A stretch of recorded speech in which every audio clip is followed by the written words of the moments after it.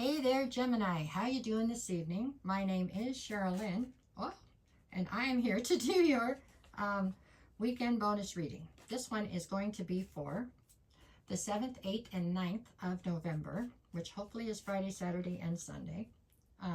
We're just going to do all signs and see what comes out, okay?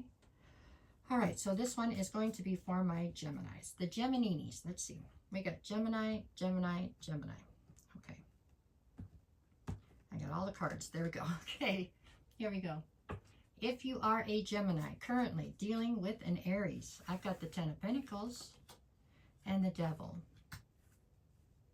So this Aries is viewing you as somebody who is obsessed with money or obsessed with success, legacy, basically money.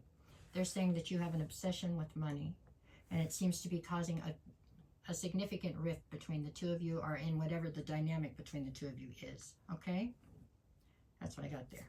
If you are a Gemini dealing with a Taurus, I have the Five of Wands and the Ace of Cups. So this Taurus is viewing you as somebody who has an opportunity in love.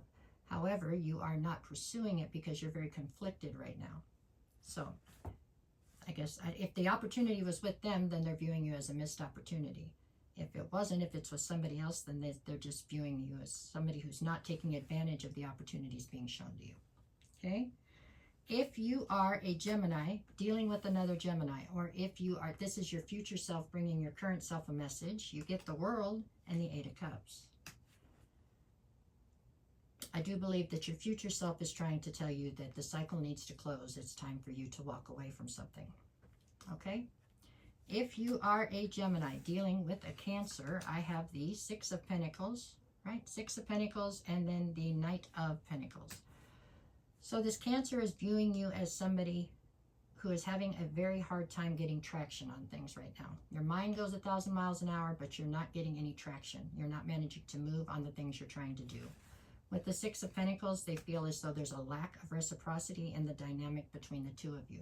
I think they're trying to bridge that gap, but I don't know that it's very successful right now. If you are a Gemini dealing with a Leo, I have the Queen of Cups and the Three of Swords.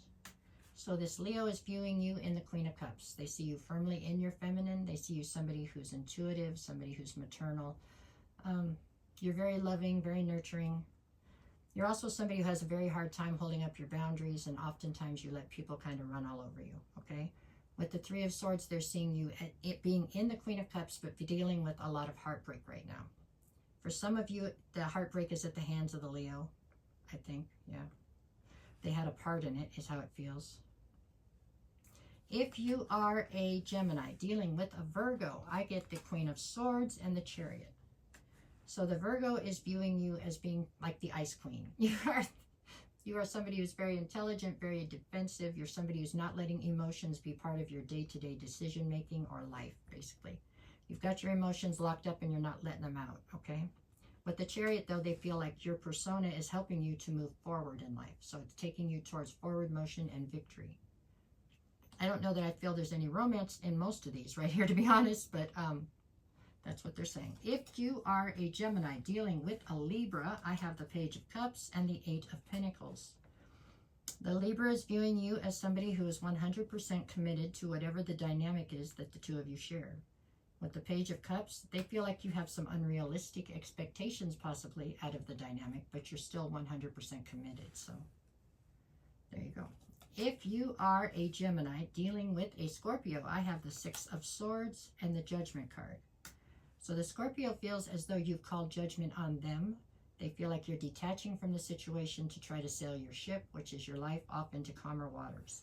There's something here about you feeling as though the Scorpio caused you a ton of chaos, so you're trying to get away from the chaos. If you are a Gemini dealing with a Sagittarius, I have the Ace of Pentacles and the Sun. So the Sagittarius feels as though you make them very happy, and they feel as though you bring opportunities towards them. Or there's an opportunity for the two of you to do something together, possibly work-wise, or this is definitely, this is good energy. So whatever the dynamic is between the two of you, it looks as though it's quite successful, at least right now. If you are a Gemini dealing with a Capricorn, I get the Queen of Pentacles and the Death card. So the Capricorn is viewing you as somebody who is in the middle of a transformation. You are definitely transforming. They view you as a version of home as far as they're concerned. You're nurturing, you're abundant, you are grounded, you're realistic, but you're in the middle of a transformation, and I think they're trying to wait it out and see where the chips end up falling, right? How you feel when you're done with this transformation.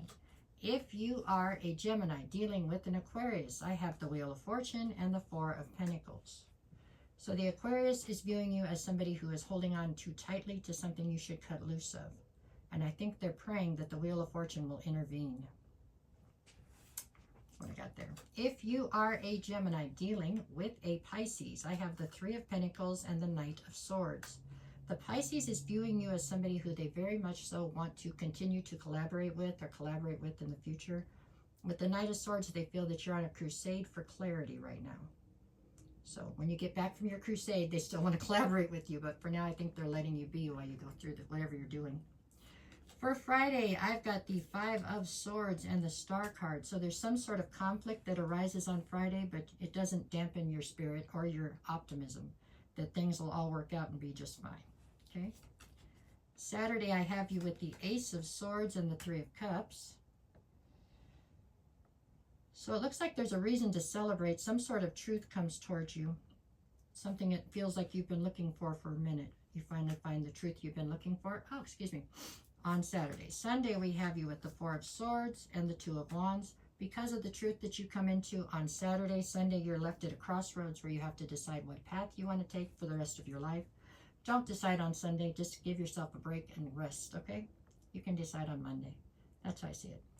All right, y'all. That's what I have for you today. I hope this somehow helps. There you go.